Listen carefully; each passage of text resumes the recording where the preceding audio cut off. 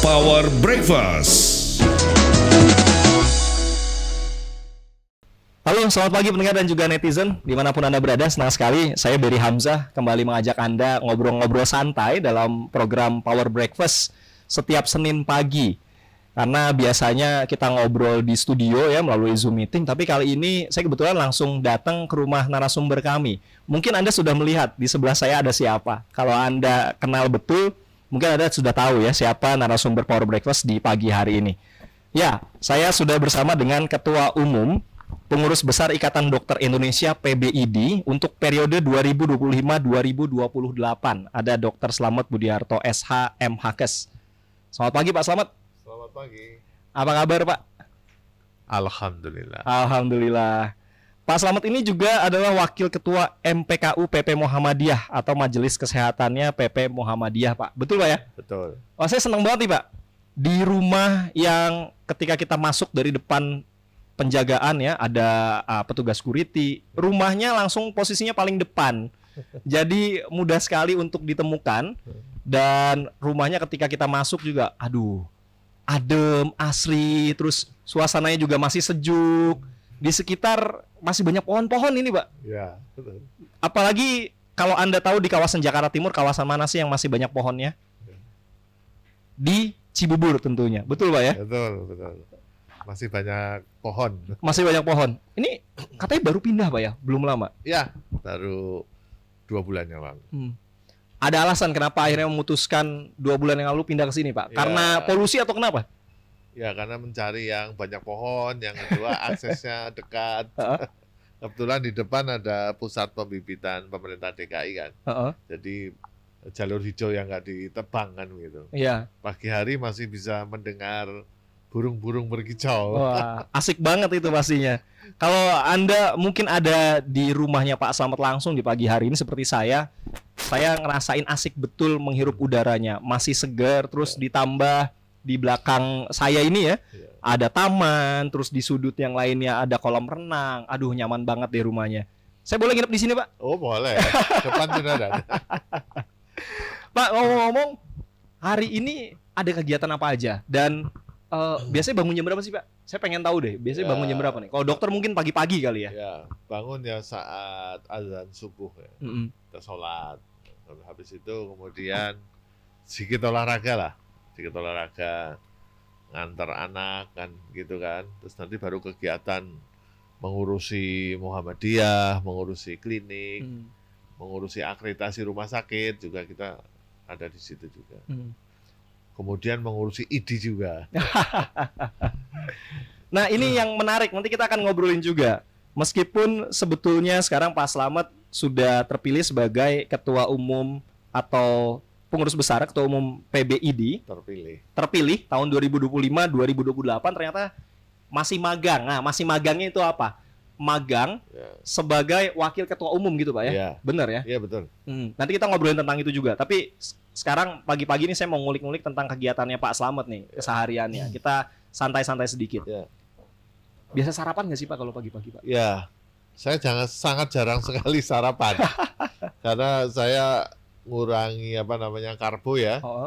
Jadi pakai intermittent fasting itu kan ya.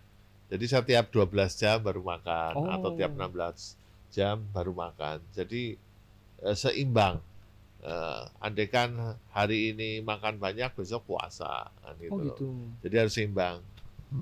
Minum kopi, teh itu tidak pakai gula gitu loh.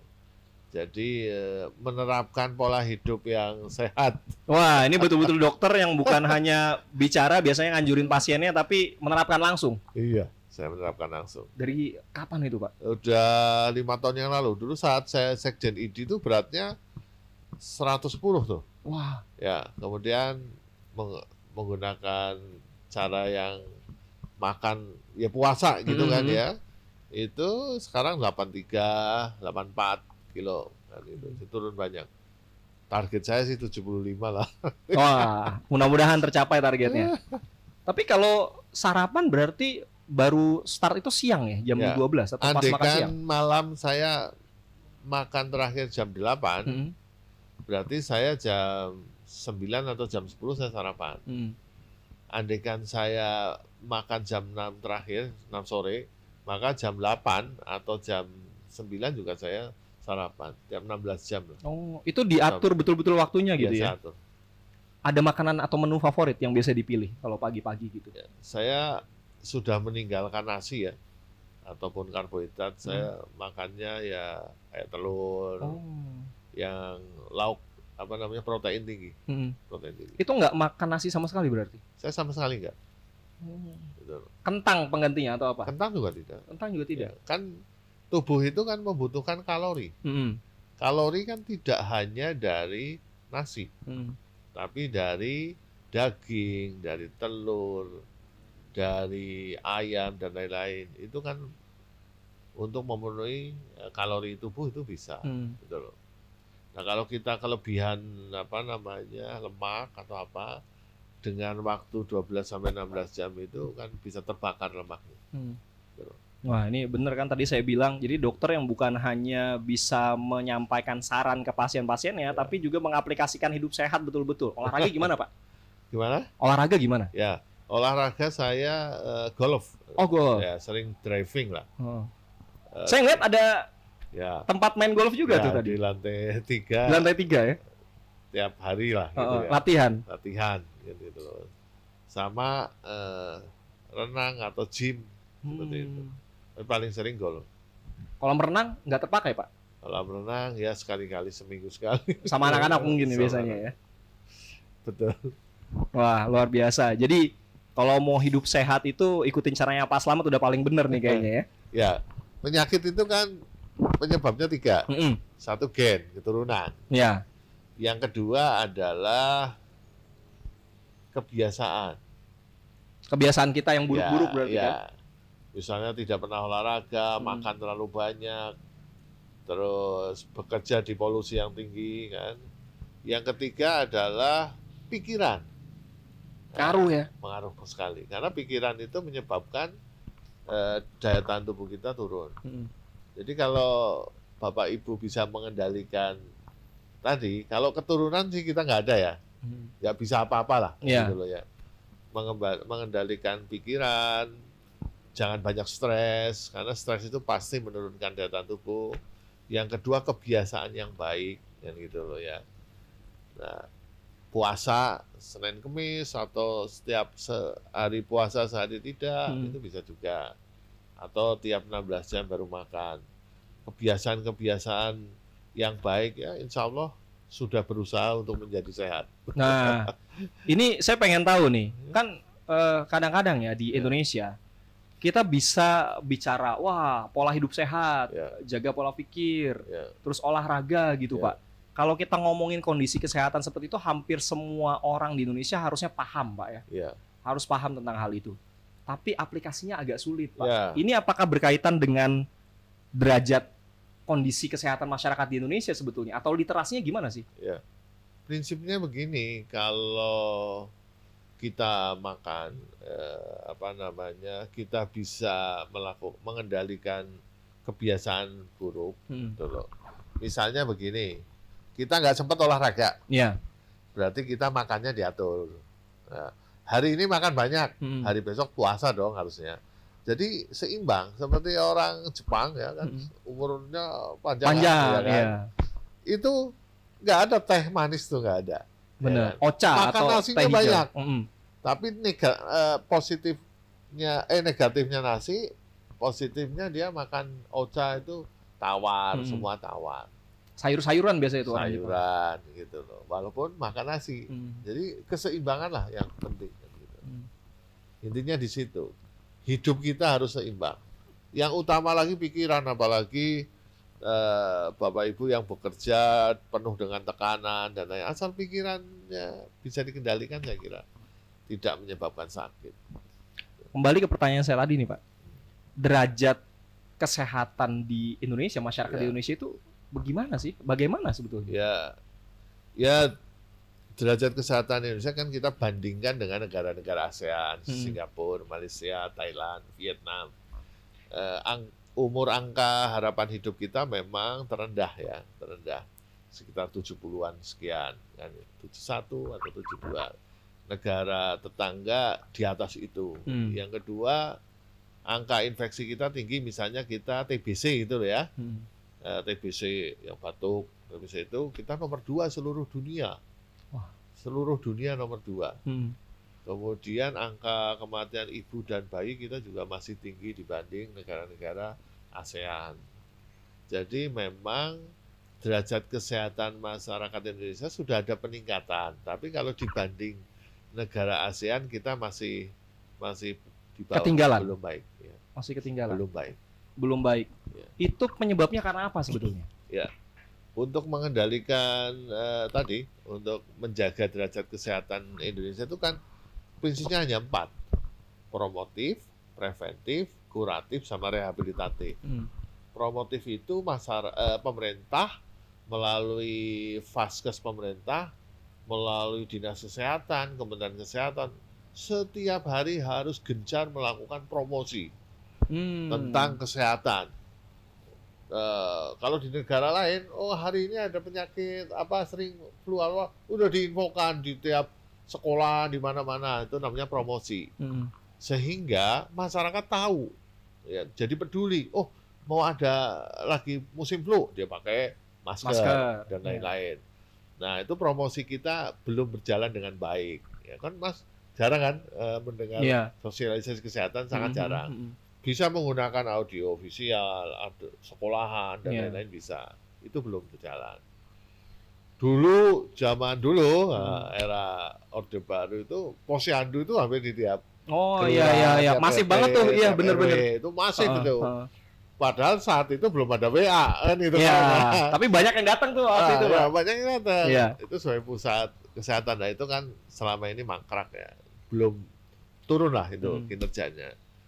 Lewat situ sangat bagus. Tapi karena sekarang sudah digital, menggunakan grup-grup WA itu sangat gampang sekali. Dan itu memang harus ada unit khusus untuk melakukan promosi. Nggak mungkin lah pemerintah mau menjaga kesehatan seluruh rakyat. Butuh dukungan masyarakat. Tapi masyarakat harus diberikan informasi sedetail-detailnya. Yang kedua adalah preventif. Vaksin, kemudian pencegahan. Itu harus dilakukan oleh puskesmas dan lain-lain. Yang ketiga adalah kuratif, ada di klinik, ada di rumah sakit. Jadi masyarakat yang sakit jangan sampai cacat, jangan sampai meninggal. Sebisa mungkin angka kesakitan turun. Nah, habis sakit dia kan harus bekerja lagi, jadi harus dilakukan rehabilitatif. Jadi selama ini antara promotif, preventif, kuratif, rehabilitatif belum berjalan dengan baik. Jadi kedepannya saya kira bisa berjalan dengan baik. Tentunya kan ini membutuhkan dana. Dana dari pemerintah. Kalau di negara ASEAN itu kan anggaran kesehatan, WHO sendiri menyatakan bahwa minimal 15% dari APBN. Nah, kemarin kita 5% di Undang-Undang Kesehatan sebelumnya. Undang-Undang Kesehatan baru dihapus. Nggak tahu apakah nanti turun atau naik. Tapi yang kemarin tahun ini katanya naik 5,6%. Tapi kalau anjuran WHO 15%, saya yakin derajat kesehatan Indonesia sangat baik. Apalagi sekarang udah ditopang BPJS untuk yang kuratif kan oleh BPJS. Andai kan BPJS itu baik, tugas Menteri Kesehatan sangat ringan ya. Hanya promotif preventif. BPJS-nya dibaikin aja, udah selesai kan gitu. Jadi seperti itu. Pak, sebetulnya pentingnya kesehatan bagi sebuah negara kalau kita bicara soal derajat kesehatan tadi apa sih sebenarnya, Pak?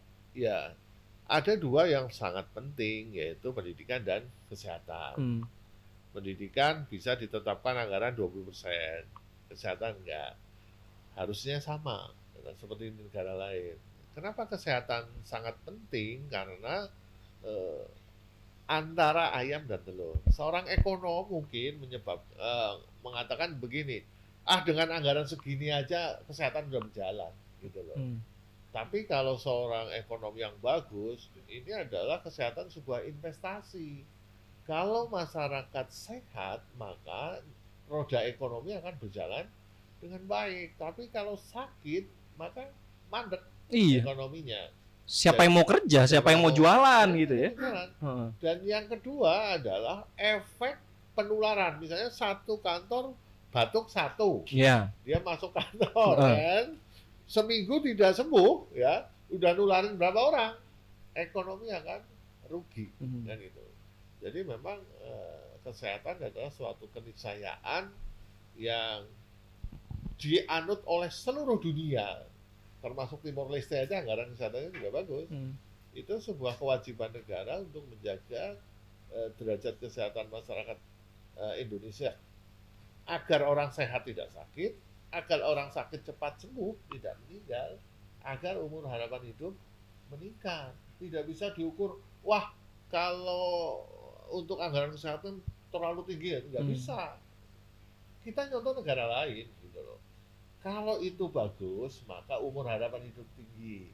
Umur harapan hidup tinggi, ekonomi tambah berjalan, ya, karena mereka produktif. Iya. Gitu loh. Tidak sakit-sakitan. Nah itu memang kesehatan adalah sangat penting sekali. Jadi betul ya kalau ada pepatah yang mengatakan kesehatan adalah segalanya gitu Pak ya. Kesehatan adalah segalanya. Apapun Anda punya uang, sekolah tinggi atau jadi pejabat setinggi-tingginya, kalau sakit tidak bisa apa-apa. Iya. Iya kan? Lumpuh semua. Gitu. Itulah pentingnya kita menjaga kesehatan. Jadi mudah-mudahan untuk pendengar atau netizen hari ini yang dengerin kita nih Pak Slamet sehat semuanya ya, mudah-mudahan sehingga aktivitasnya juga bisa berjalan dengan lancar. Ngomongin tentang kesehatan, sekarang yang lagi ramai banget Jabodetabek nih Pak. Kita ngobrolin tentang polusi udara.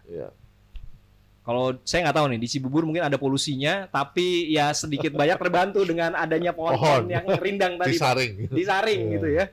Nah, ngomongin tentang kondisi ini, dari IDI sebetulnya ada kajian nggak sih Pak? Ini penyebabnya karena apa nih sebetulnya? Ya, ada beberapa kajian. Kalau kita melihat indeks polusi, saya nggak hanya Jakarta ya, Jabodetabek ya.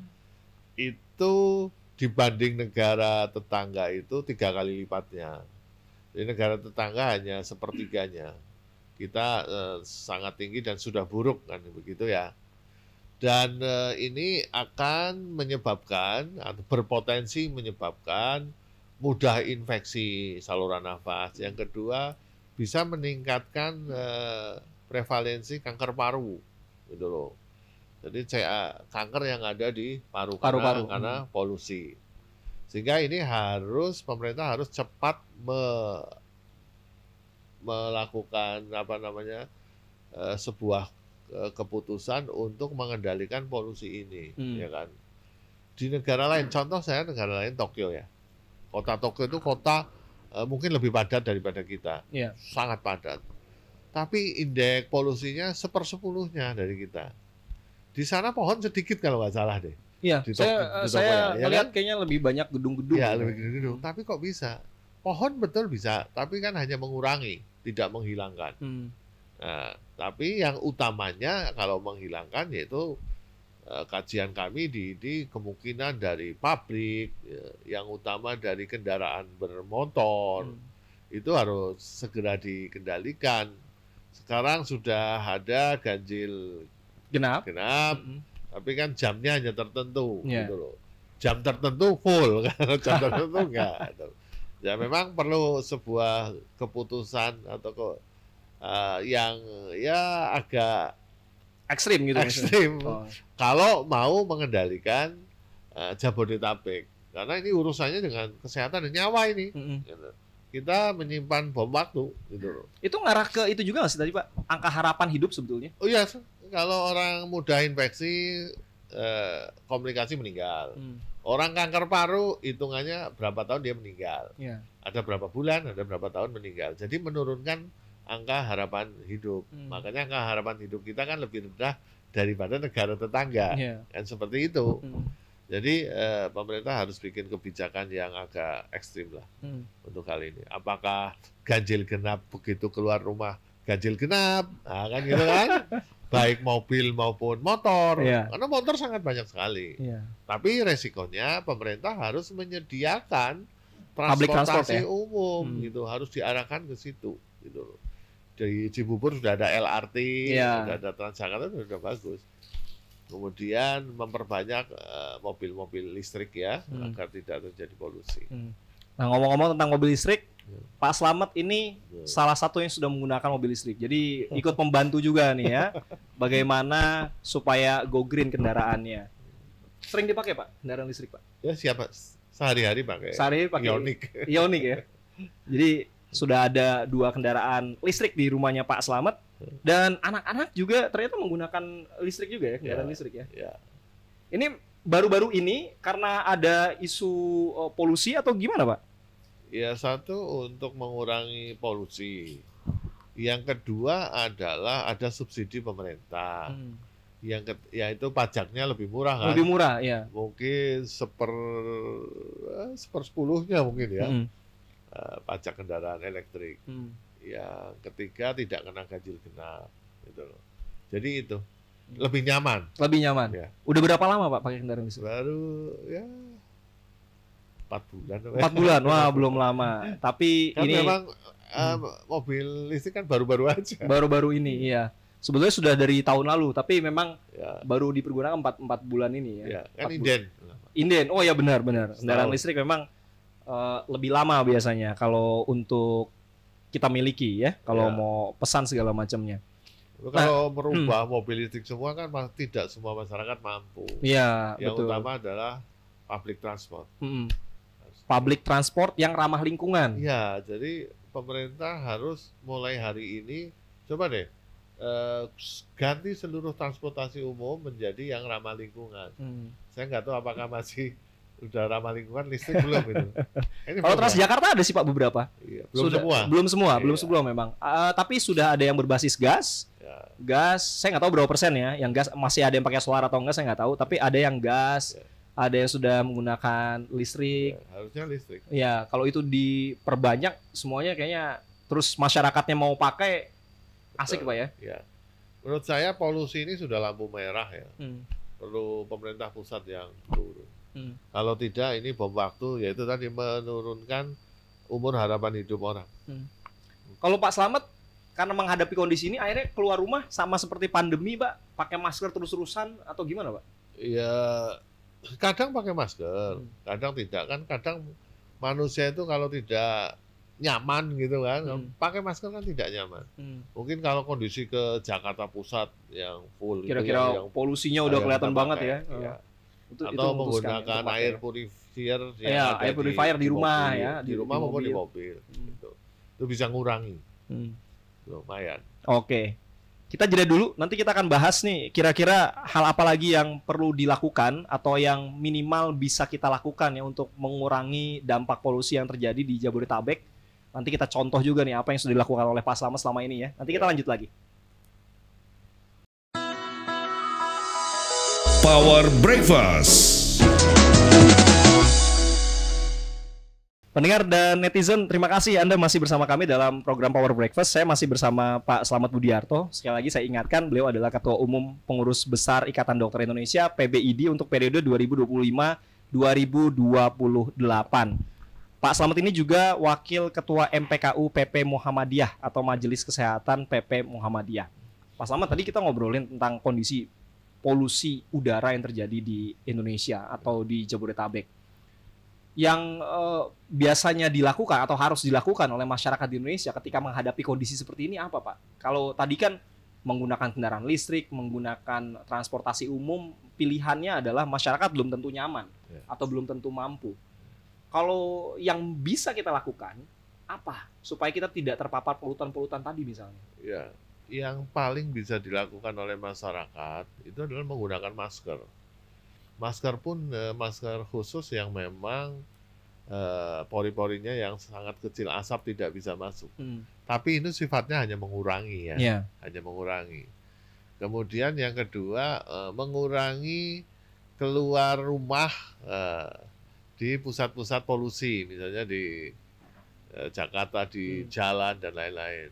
Yang ketiga khusus untuk teman-teman yang bekerja di jalan tuh, teman-teman kepolisian, itu dinas perhubungan, perhubungan itu wajib pakai masker yang khusus untuk itu. Ojol juga tuh ya. Ya itu wajib karena sangat berbahaya sekali. Selain mudah terinfeksi saluran pernapasan, juga bisa menimbulkan kanker paru gitu loh, karena polusi itu. gitu.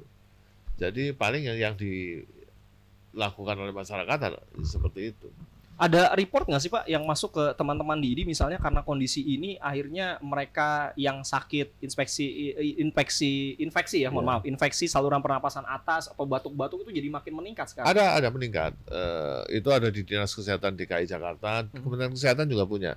Memang angka ISPA, infeksi saluran pernapasan atas itu Indonesia termasuk paling banyak dibanding negara-negara tetangga. Kemudian untuk prevalensi kanker paru saya belum mendapatkan itu. Harusnya Kementerian Kesehatan yang punya.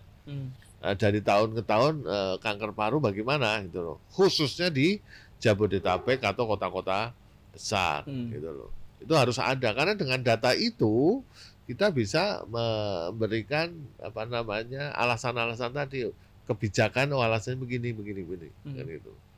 Jadi saya kira pemerintah itu sudah punya semua, tinggal kebijakan apa yang mau diambil itu aja. Data dia punya semua. Tapi kadang-kadang masalah tarik ulur terus keengganan masyarakat untuk mengikuti aturan itu ya yang jadi persoalan di Indonesia ya. Iya. Ya harus tegas untuk menyelamatkan masyarakat sendiri kan. Itu loh. Mungkin masyarakat kan tidak tahu, pengen bekerja di jalan, di apa kan.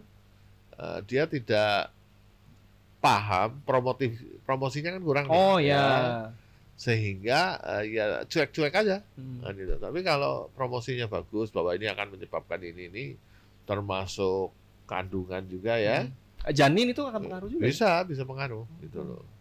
Saya kira masyarakat harus tahu itu. Wah, ini sambil saya ngobrol terasa sekali semilir angin Pak. Aduh, sejuk sekali, enak banget di sini ya. Dan kalau kondisi seperti ini, inginnya tuh olahraga di luar, Pak. Ya. Adem, jogging gitu ya, pagi-pagi. Goes, bener. Nah, untuk kalau goes kan polusi juga. Oh, iya. Nah, itu gimana tuh kira-kira kalau pendengar, netizen, terus teman-teman semuanya yang dengerin kita nih, Pak, para pendengar, mau olahraga di luar ruangan berarti lebih baik jangan dilakukan dulu dong dengan kondisi yang sekarang, atau gimana? Lebih baik dicari yang indeks polusinya rendah, misalnya di Bogor sana. Kemarin saya ke Sentul aja indeks polusinya tinggi dibandingkan Kuala Lumpur ataupun dibandingkan Singapura. Ya kan, akinya itu Sentul lebih tinggi. Gitu. Artinya kan bukan dari Sentulnya, angin kan dari Jabodetabek. Makanya ini Jabodetabek harus dikendalikan secepat mungkin. Gitu. Sehingga masyarakat misalnya sekarang banyak olahraga di Senayan, di mana kan dia olahraganya sehat, tapi udaranya tidak sehat. Bisa jadi sakit gitu jangan-jangan jadinya. Bisa jadi sakit, bisa memicu tumor dan lain-lain. Ini yang harus dipahami oleh masyarakat maupun oleh pemerintah. Nah, ini yang unik juga. Jadi tadi saya bilang kan, Pak Slamet ini magang itu dalam tanda kutip ya. Sudah terpilih sebagai Ketua Umum Pengurus Besar Ikatan Dokter Indonesia (PBID) untuk periode 2025. Jadi presiden terpilih 2024 belum ada, tapi untuk Ketua Umum IDI 2025 sudah ada. Nah, ini Pak Slamet nanti akan bertugas sampai tahun 2028. Jadi selama 3 tahun gitu Pak ya. Tapi sekarang jadi magang istilahnya. Kalau tadi saya ngobrol-ngobrol tuh magang jadi wakil ketua umum. Ini unik nih, ketua umum yang sekarang sudah ada, tapi yang 2025-nya sudah ada. Itu gimana sih Pak organisasi di PBID ini? Unik kalau saya bilang. Kita mengikuti Medical Association di negara-negara seluruh dunia, termasuk WMA, World Medical Association. Jadi polanya adalah presiden-elect. Cuma di Medical Association negara lain, presiden electnya hanya setahun. Habis itu langsung ketua. Kalau kita kan kelamaan nih 3 tahun. Ya. Yang saya bilang magang tadi ya. Sehingga di muktamar kemarin berikutnya nggak ada pemilihan presiden elect lagi. Jadi 2025 tidak, muktamar 2025 nggak ada pemilihan. Yang terakhir itu di Banda Aceh ya? Di Banda Aceh. Yang ke-31 ya waktu itu ya. Nanti kalau di 2028 baru ada pemilihan ketua umum. Jadi presiden elect nggak ada lagi. Ini memang budaya organisasi dari PBID yang sudah lama seperti ini atau gimana? Awalnya baik maksudnya ya, agar magang dulu. Tapi setelah dikaji oleh tim bahwa ternyata antara program yang ditawarkan saat dia mencalonkan 3 tahun lagi belum tentu sama. Ya, contoh zamannya Pak Daeng tuh. Iya. Pada saat zaman Pak Daeng pandemi gitu, kan nggak pernah ada di program. Iya. Nah, seperti itu. Akhirnya presiden elek dihapus, diganti langsung pemilihan ketua umum. Seperti itu. Jadi program-program yang ditawarkan tidak harus nunggu 3 tahun, langsung dilaksanakan. Berarti programnya Pak Slamet ketunda dulu dong nih sekarang? Iya, tertunda. Ada undang-undang kesehatan, berubah semua ini. Oh iya. Gitu kan. Nah, jadi sekarang ini posisi masih sebagai wakil ketua umum, Pak ya? Ya, wakil ketua umum. Tugas-tugas belum menjabat sebagai ketua umum berarti. Jadi Ya. dampingin Pak Adib dulu sekarang nih ya? Iya, ya sibuk juga karena kan tugas ini kan banyak seluruh Indonesia, jadi bergantian dengan Pak Adib. Gitu. Pak, kalau tugas seorang ketua umum atau Ya. wakil ketua umum itu ngapain aja sih Pak di PBID? Jadi begini, ID saat didirikan tujuannya kan 2, Ya.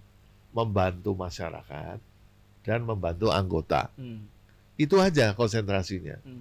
Artinya kita mengadvokasi kebijakan yang pro masyarakat. Contohnya tadi anggaran kesehatan, kemudian yang keluar ya obat dan alkes, kita terus berjuang agar tidak dikenain pajak. Masa orang sakit dikenain pajak? Kan aneh, ini paling aneh di dunia kan. Nah, itu kita berjuang terus nih. Kita sudah mungkin 5 kali surat ke presiden. Sampai sekarang masih kena pajak ya? Masih kena. Itu kita all out terus itu. Terus kemudian anggaran kesehatan kita minimal paling enggak, kalau enggak 15%, 10%. Nah, kemarin DPR mengusulkan 10% tapi enggak disetujui katanya oleh pemerintah, malah dihilangkan. Kemudian biaya pendidikan. Kita berkali-kali mengusulkan agar biaya pendidikan kedokteran itu harus terjangkau. Ya, kalau sekarang terkenalnya mahal sekali, Pak. Zaman saya nih, saya sekolah kedokteran negeri, itu SPP-nya itu 1/5 dari gaji bapak saya pegawai negeri golongan 3. Wah. Sekarang 5 kali lipatnya. Kan aneh kan gitu loh. Dan jangan sampai orang miskin tidak bisa jadi dokter. Kalau saat itu saya lahir tahun sekarang, saya mungkin nggak bisa jadi dokter. Nah, kami udah sampaikan ke Menteri Pendidikan, harus ada batas maksimal. Jadi tidak over kan gitu. Kenapa? Karena dokter yang baik dihasilkan dari pendidikan yang baik. Mulai dari pembiayaan sampai prosesnya itu harus baik. Dengan proses pendidikan baik, maka akan keluar dokter-dokter yang baik. Tapi kalau biaya sudah mahal, prosesnya nggak baik, berpotensi dokter yang dihasilkan yang menjadi kurang baik. Gitu loh. Padahal dokter itu bekerja penuh dengan nilai etika. Iya. Tidak boleh dia mengejar uang, tidak boleh. Dia etika duluan. Ada orang sakit, sembuh duluan. Urusan biaya itu urusan belakang. Tapi alhamdulillah sudah ada BPJS, walaupun tarifnya masih 60% dari tarif yang sebenarnya gitu loh. Ini PR pemerintah. Gitu. Tapi apakah dengan tadi Pak biaya pendidikan yang dibuat terjangkau untuk pendidikan kedokteran itu secara otomatis juga akan membuat sekarang kan kesannya gini Pak, orang tuh ya udah nggak boleh sakit sama sekali karena sakit itu kalau kita akses layanan kesehatan terutama yang kualitasnya bagus identik dengan harga yang mahal gitu Pak. Ya sebenarnya kalau pemerintah turun tangan tidak mahal. Contoh dengan melalui BPJS. BPJS sekarang pemerintah bukan salah BPJS. Ini keputusan Kementerian Keuangan sama Kementerian Kesehatan. Menggunakan tarif BPJS itu antara 40 sampai 60% dari tarif normal. Gitu loh. Sehingga otomatis rumah sakit akan melakukan efisiensi. Gitu loh. Efisiensi dalam bentuk obat, efisiensi dalam bentuk alkes. Harusnya rumah sakit menyediakan alat kedokteran yang canggih, jadinya tidak menyelenggarakan itu. Ya karena tarifnya terlalu kecil. Kalau ke swasta sangat mahal. Jadi menggunakan BPJS aja dengan menaikkan tarif JKN minimal 40%, itu udah sama dengan pelayanan yang sekarang swasta itu, gitu loh. Dengan catatan tadi menaikkan tarif itu, gitu. Tapi kan nggak semua masyarakat mau, Pak. Nah, pasti mereka protes ini, Pak. Pasti protes. Pasti protes. Itu tugas negara melalui anggaran. Oh, anggaran kesehatannya tadi dinaikkan. Iya, gitu loh. Pemerintah kan menanggung kurang lebih 94 juta atau berapa sekian lebih itu loh ya. Dengan biaya per orangnya kalau tidak salah loh sekitar 42.000 apa ya itu PBI itu ya. Terus ditingkatkan menjadi misalnya 150.000. Harus selesai semua, Pak. Jadi masyarakat tidak usah naik untuk iurannya, khususnya yang kelas 2 atau kelas 3. Kelas 1 sih bisa dinaikkan. Karena kelas 1 itu kan ekonominya lebih baik. Sekarang kan tarifnya mau dibikin standar. Tapi karena kita sudah berjalan 8 tahun lebih ya. 10 tahun, 8 tahun dari ya. Amanatnya kalau 2014, betul. Ya, 9 tahun ya. Itu pasti akan terjadi kegaduhan. Karena kemarin ada kelas 3, kelas 2, kelas 1. Karena sudah terbiasa ya. Sudah terbiasa dijadikan standar, terjadi kegaduhan. Dan sampai hari ini pun kris itu ya, kelas rumah sakit standar itu pun belum berjalan kan. Dan sulit dilakukan. Yang perlu dilakukan adalah harusnya tarifnya yang standar. Bukan rumah sakitnya standar. Nggak apa-apa kelas 3, kelas 21 asal tarifnya standar. Kan gitu. Nah, kalau tarifnya standar kan selesai. Misalnya antara rumah sakit aja berbeda tarif. Nah, itu harusnya distandarkan. Tidak harus pemerintah mengatur rumah sakit harus satu ruangan standar kris tadi. Tidak harus itu. Yang diatur adalah standar tarifnya. Bukan standar rumah sakitnya, kelasnya. Nanti ya gaduh, Pak. Nah, ini balik lagi tadi soal anggarannya yang dinaikkan. Yang tempo hari yang sebelumnya 5%. Nah, tahun ini tadi disampaikan sama Pak Slamet didorong oleh DPR untuk 10%, tapi kabarnya ditolak ya. Nah, ini malah dihilangkan. Nah, ini kira-kira siapa yang perlu mendorong supaya itu semua bisa terwujud tuh, Pak? Yang idealnya masyarakatnya kah, kita yang harus menyuarakan atau gimana nih? Yang bisa mendorong adalah DPR dan pemerintah. Dengan dihilangkannya mandatory spending yang minimal 5%, itu putusan MPR juga loh. Itu berpotensi menjadi dua kemungkinan. Kemungkinan anggaran ke depan rendah ataupun bisa naik. Kalau mandatory spending itu kan minimal anggaran. Pemerintah harus 5%, pemerintah daerah 10%. Dengan dihilangkan yang kita takutkan justru malah dikurangi dan tidak diperhatikan. Yang perlu dipahami oleh seorang ekonom bahwa kesehatan itu jangan dibandingkan dengan tol. Jangan. Kesehatan itu sebuah investasi jangka panjang. Kalau kita sehat, ekonominya bagus. Contoh nih negara tetangga. Derajat kesehatannya jauh di atas kita. Ekonominya bagaimana? Bagus kan? Jepang, angka harapan hidup tinggi. Ekonominya gimana? Tinggi. Kita pertumbuhan ekonomi hanya berapa? 5%, Malaysia 2 kali lipat kalau nggak salah, 8-10%. Jadi itu yang harus dipahami gitu loh. Rakyat harus sehat. Dengan rakyat sehat, maka ekonomi akan berjalan dengan baik. Investasi kesehatan itu bagus sekali karena mau ngapa-ngapain enak, Pak ya. Betul. Gitu loh. Nah, Pak, ngomong-ngomong tentang kondisi PPDS nih, Pak. Tempo hari kan spesialis. Kementerian Kesehatan sempat mengungkap ada praktik perundungan saat PPDS pada masa PPDS. Ada tanggapan mungkin dari Pak? Jadi begini, tadi kan saya udah singgung ya. Dokter yang baik, tidak hanya spesialis ya.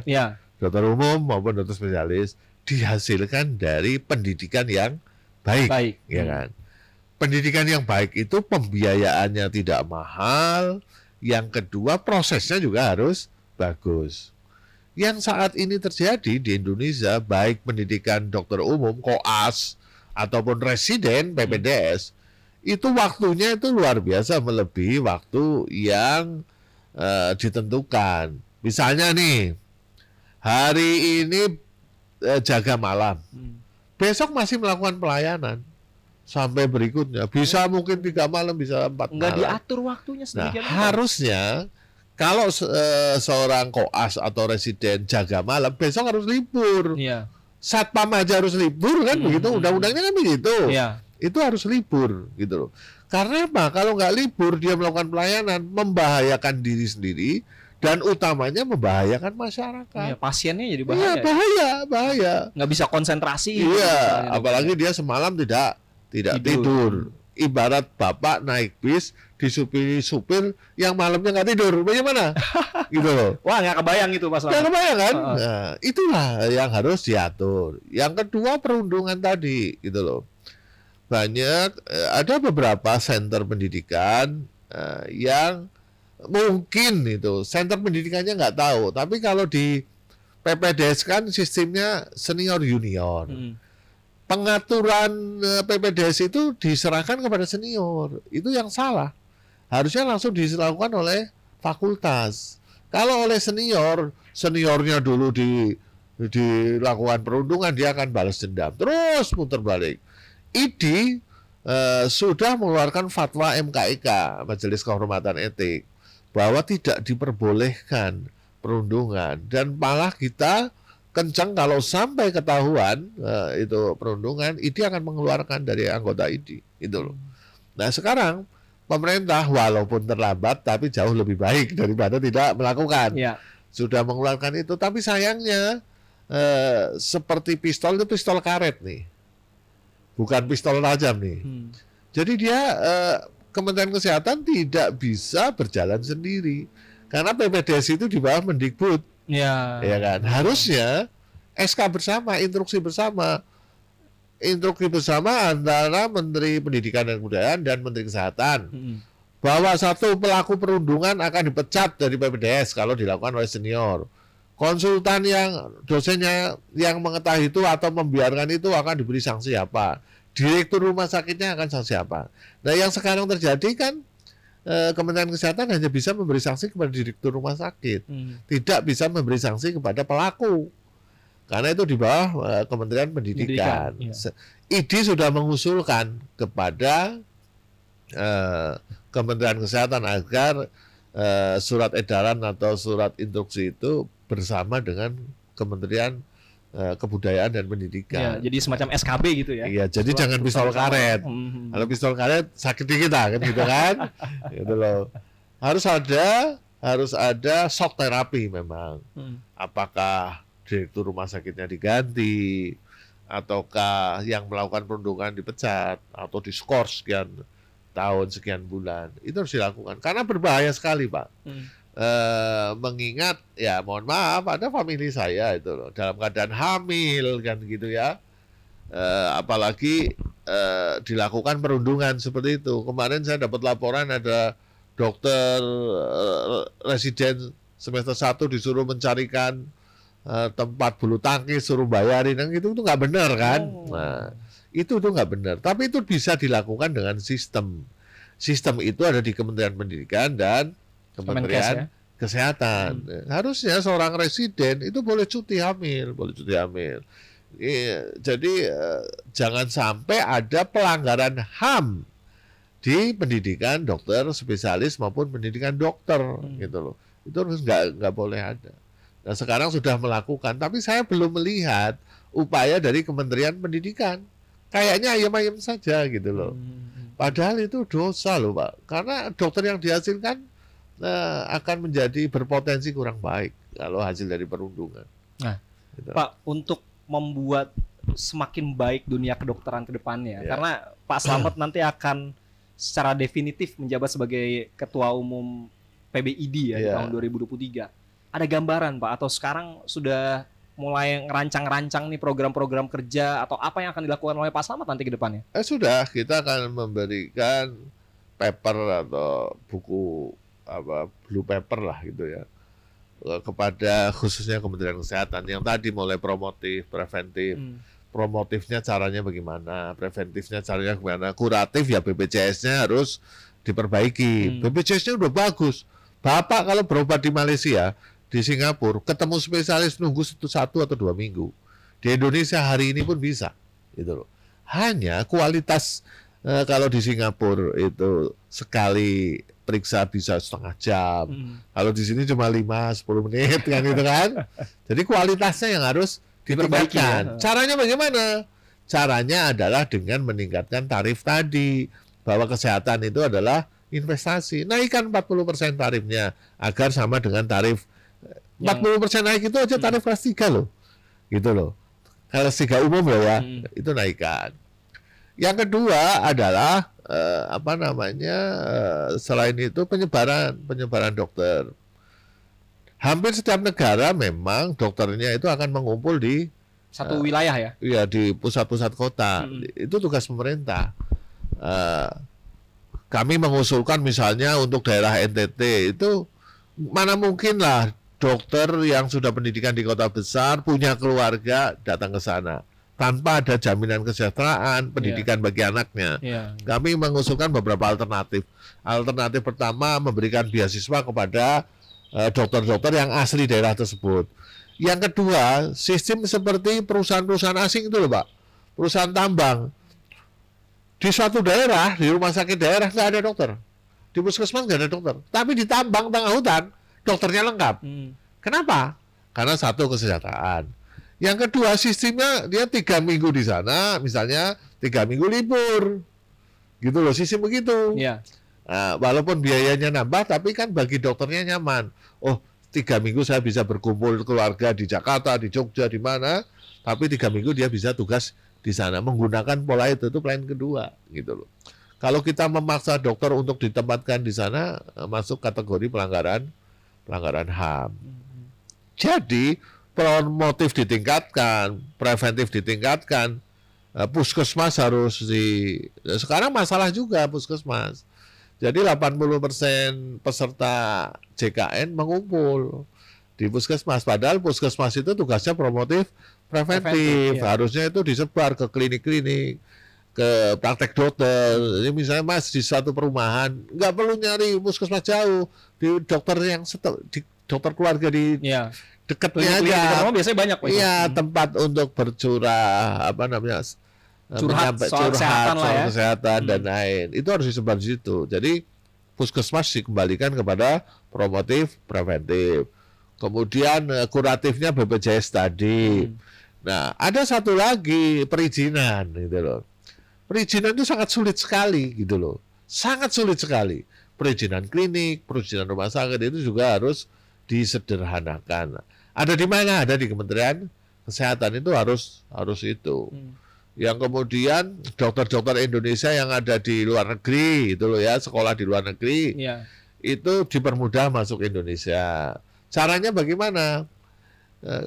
Pemerintah Malaysia itu ada daftar list pendidikan kedokteran yang diakui oleh pemerintahnya. Singapura juga ada. Ada 11 kedokteran FK di Indonesia yang diakui oleh pemerintah Malaysia.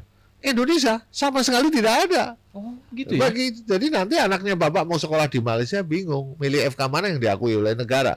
Nah, harusnya negara membuat list daftar mana di Malaysia FK yang diakui. Mana Singapura diakui, Thailand mana, Eropa mana, ini Indonesia mana gitu ya? Iya, enggak. Kalau Indonesia kan udah di negaranya. Jadi anak-anak kita, generasi kita yang sekolah di luar negeri masuk sudah tidak usah dipersulit karena sudah diakui. Kalau kesulitan nyontoh aja ya Malaysia atau yang Singapura, sehingga itu tidak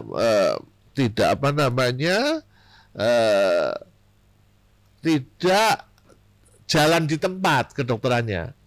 Karena dari luar negeri asing itu biasanya kan mereka teknologinya lebih bagus. Jadi sebenarnya bukan tidak mau kembali ke tanah air ya, tapi karena sulit. Iya, yang mempersulit siapa? Ya peraturan. Harus adaptasi sekian. Oke lah, adaptasi misalnya dia lulusan Eropa. Kan di sini ada ilmu infeksi nih. Ya dia adaptasi infeksinya. Kalau yang jantung, kanker dia lebih canggih. Tapi kalau infeksi enggak. Atau lulusan bedah saraf di Jepang, tumor itu nomor 1 sana. Tapi di sana jarang kecelakaan. Nah, dia harus adaptasi kecelakaan di sini kan itu. Nah, yang kemarin terjadi kan semua adaptasi. Itu akhirnya banyak dokter-dokter Indonesia WNI loh. Saya tidak bicara WNA. WNI yang pintar tuh banyak sekali di luar negeri. Itu dipanggil ke sini gitu loh. Terus yang terakhir, semua ini tidak bisa didukung dengan logistik.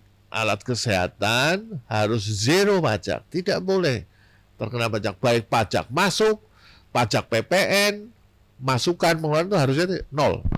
Nah, sehingga rumah sakit bisa membeli alat-alat canggih dengan harga yang tidak mahal. Pasien tidak terbebani dengan pajak juga. Lagi ya. Oke.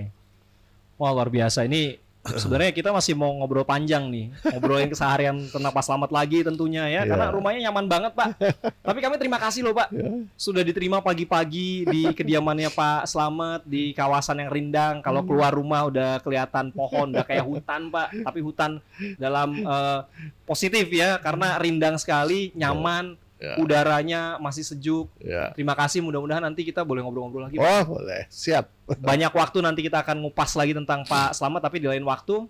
Tapi terima kasih juga untuk Anda pendengar dan netizen ya yang sudah bergabung dalam Power Breakfast di pagi hari ini. Kita ketemu lagi Pak nanti Pak. Siap. Di lain waktu. Siap. Mungkin saya akan main-main lagi dengan tim ya ke rumahnya Pak Slamet, atau nanti kita undang Pak Slamet ke studionya Elsinta. Kita ketemu lagi nanti di Power Breakfast pada hari Senin pekan depan. Sampai jumpa. Power Breakfast.